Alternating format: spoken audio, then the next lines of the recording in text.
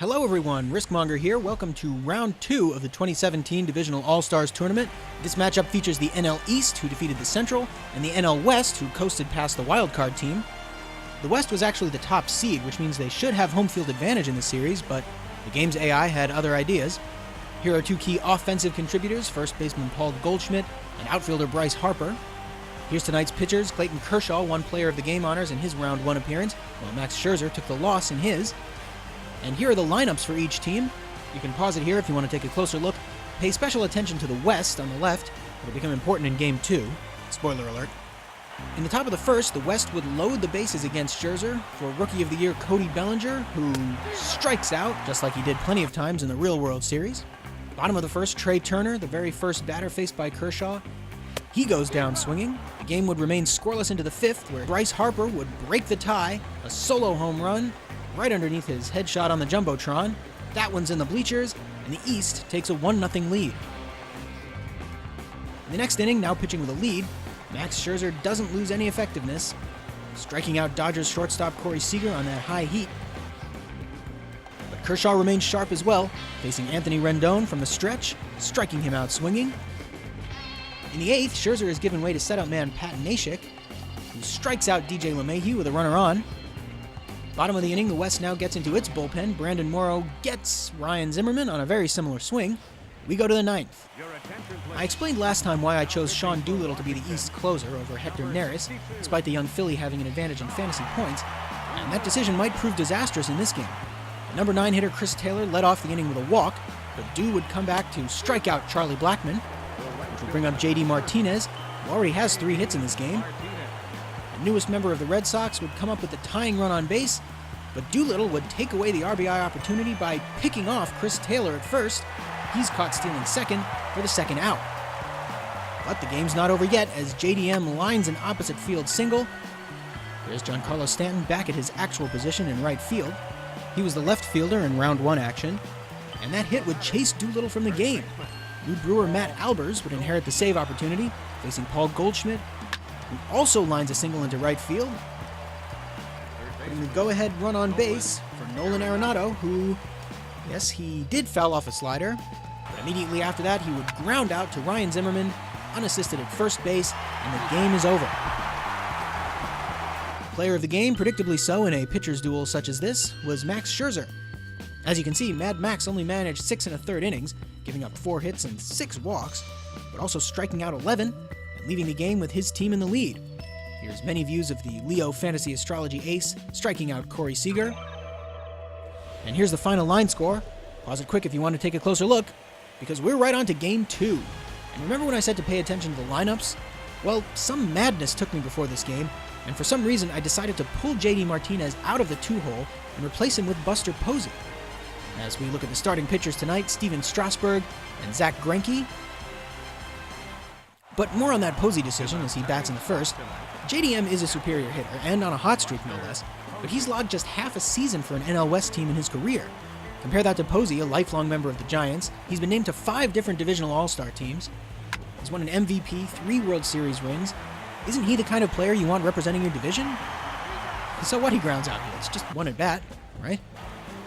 Bottom of the first, Zach Greinke pitching against left fielder Bryce Harper, who swings and misses on a curveball in the dirt. Posey collects it and throws to first to complete the strikeout. That'll bring up, well, listen for yourself, Right fielder, Giancarlo Stanton.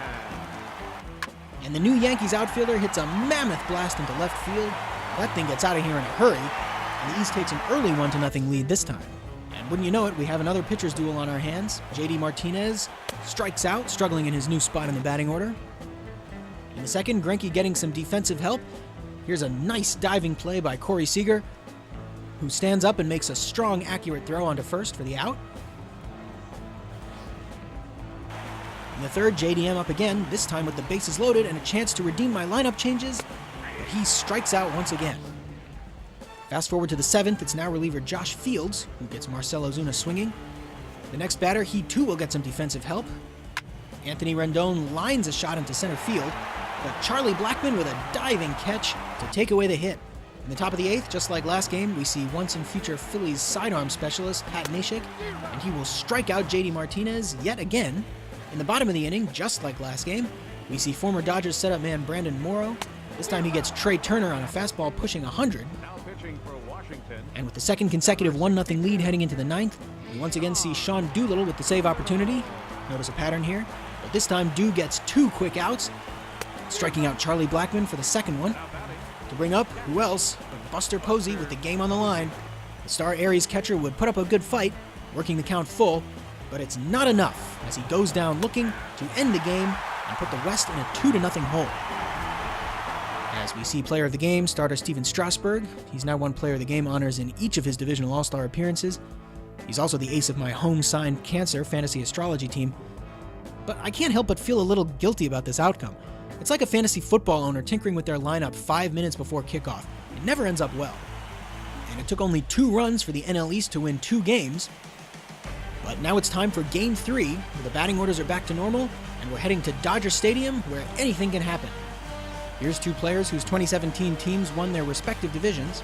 Starter for the Dodgers, Alex Wood, and actual Nationals outfielder, Bryce Harper.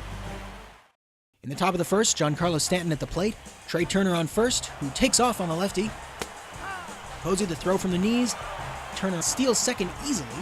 Turner, the Cancer fantasy astrology shortstop, is ranked 4th overall by MLB.com, a ranking that's mostly based on that elite speed. But Stanton goes down swinging, and Wood would get out of the inning. Before the bottom of the first, here's a view of the East starting pitcher, Jacob deGrom of the Mets. And listen to this. Right fielder, J.D. Martinez. Batting where he's supposed to, J.D. Martinez blasts a big home run in the first inning. The West leads 1-0.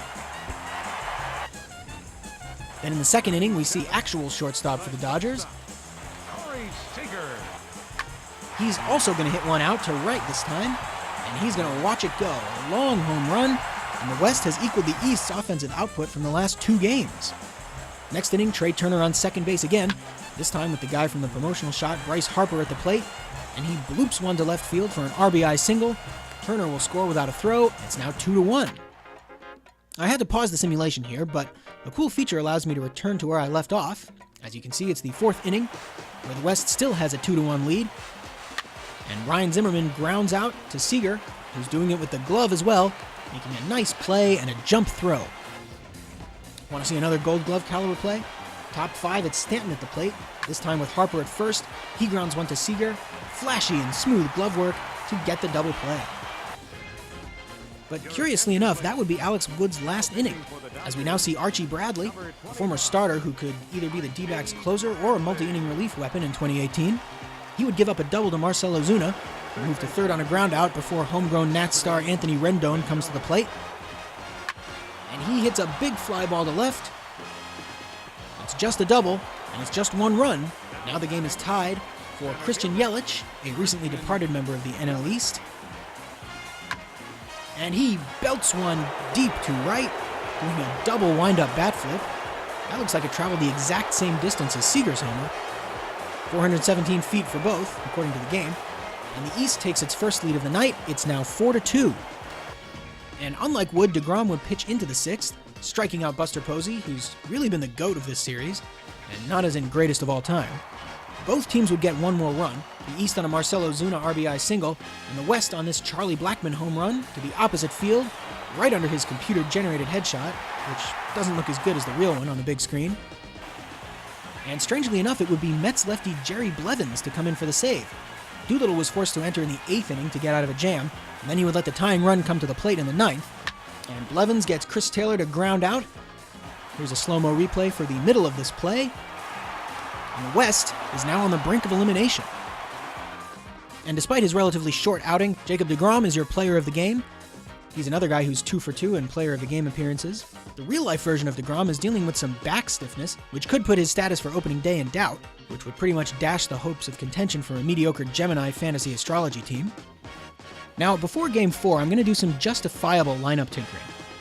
Arizona lefty Robbie Ray was scheduled to start this game, but instead, I'm putting him in the number 1 relief pitcher slot, which is traditionally the most likely pitcher to come in case of danger. Since this is a must-win game, the West needs its absolute best guy on the mound, and that's obviously Clayton Kershaw. He'll go against Nationals lefty Gio Gonzalez, getting the start here despite his relief appearance in the first round. Here's another shot showcasing Kershaw, along with Bryce Harper for the third time in the series. Kershaw would face Harper in the first, but not before he would strike out Trey Turner on the four-seam fastball, then changing the look, getting Harper on a breaking ball before going back to the fastball to strike out Giancarlo Stanton. In the second, with a runner on, and Posey is much more comfortable in his usual lineup spot, he's going to blast a homer into the left field bullpen to give the West a 2-0 lead. In the fifth, Kershaw would protect that lead, striking out Trey Turner with a runner on.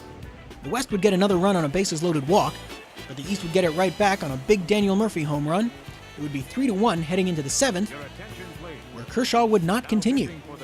He's on short rest here, so I guess the computer doesn't want to risk fatigue or injury. So instead it's Josh Fields, who was all but forgotten, nay shunned by manager Dave Roberts for most of the World Series. But he would get the job done here, striking out Ryan Zimmerman, Anthony Rendon, and Christian Yelich all in succession. The West would get another run off long reliever Aaron Nola, as J.D. Martinez grounds one sharply to Trey Turner, playing in, and Turner throws it away. Taylor would score from third, and it's 4-1.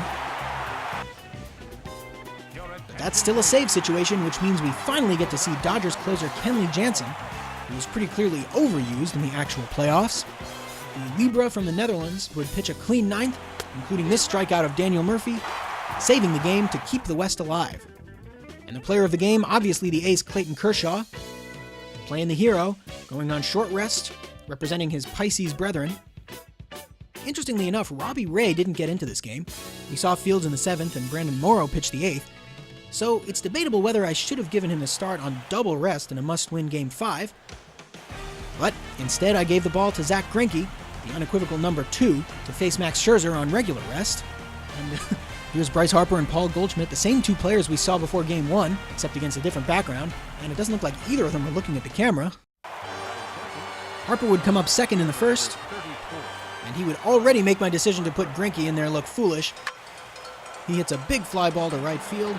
All J.D. Martinez can do is turn around and watch it go. A big home run, just 2 batters in. By contrast, in the bottom of the first, Scherzer had his stuff working, despite allowing a base runner, making Paul Goldschmidt look silly on this strikeout. The East would score another in the third, runners on the corners. Trey Turner hits a bullet to Goldschmidt, Goldie showcasing his defense, another reason why he's one of the most well-rounded players in the game. And Goldschmidt would win this foot race to the bag. It's an RBI ground out. Next inning, the East would pick up a pair. Runners on the corners again. Anthony Rendon hits a perfectly placed double into the left field gap. It's now 4-0. In the fifth, Rendon at it again. Only this double goes over the head of a leaping Chris Taylor, and it only scores 1, giving the East a 5-run lead. In the seventh, when the West was threatening, Marlins relief ace Kyle Barraclough gets Goldschmidt to ground into a sweet double play. Daniel Murphy giving up the body to prevent the run. It remains 5-0.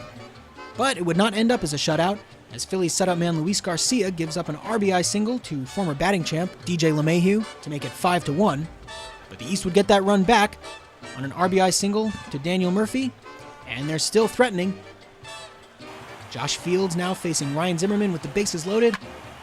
That's a medium-deep fly ball to right, runners tagging up, but J.D. Martinez unleashes that cannon.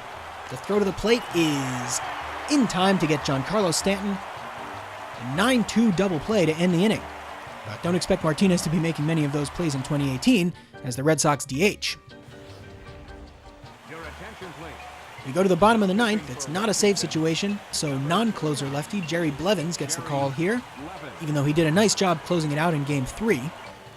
He's facing J.D. Martinez, who strikes out for out number 1, and later the NL West down to its final out. Nolan Arenado hits a ground ball to second baseman Daniel Murphy. He will pick it up, make the routine play to eliminate the NL West from this Divisional All-Star tournament. Your player of the game here is Anthony Rendon. The first time in this series, the award did not go to the starting pitcher. Rendon had 3 hits and 3 RBIs in the game. He's the star hitter for that Gemini Fantasy Astrology team, which means he's a teammate of Jacob deGrom. But that's it for this series. The NL East advances to the final round, where they will face either the AL East or the AL Central. Stay tuned to find out who, as there's more Divisional All-Stars action coming your way.